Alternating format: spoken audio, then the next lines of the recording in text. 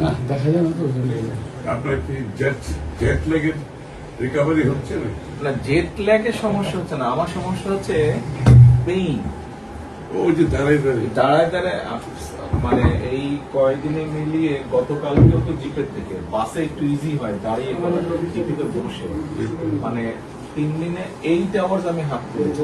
আমরা হিসাব করতেছি, আমি তো বাসায় গিয়ে বুঝবো। আরেকটা ঝামেলা হচ্ছে আপনার, সেটা হলো সেই পরিবার অলমোস্ট এক পুরো শোল্ডার কিছুক্ষণ পরে আরেক ডানের পায়টা পুরো বাঁকা।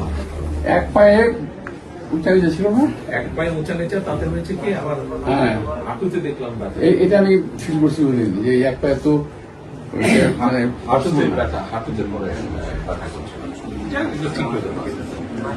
আপনার ওখানে একটা জেট ল্যাগ টের পাবেন না। না, আজকে দিয়েছে, আজকে ফিট করেছে যে আমি ওদের বললাম যে আমাকে এখানে একটা chair, folding chair, back support সহ ইয়েস, ওই যে ফোল্ডিং চেয়ার থাকে যে বাসের মধ্যে, ঠিক ওই চেয়ারটাই মাইক্রো বাসে থাকে না, ফোল্ডিং চেয়ার, ওই যে ড্রাইভারের সিটের পাশে, ওরকম একটা লাগিয়েছে আজকে। আপনার মানে পুরো বডি শেপের সাথে টাচ জি। করে যাতে প্রেশার না হয়। জি, ওরকম লাগিয়েছে আজকে একটা।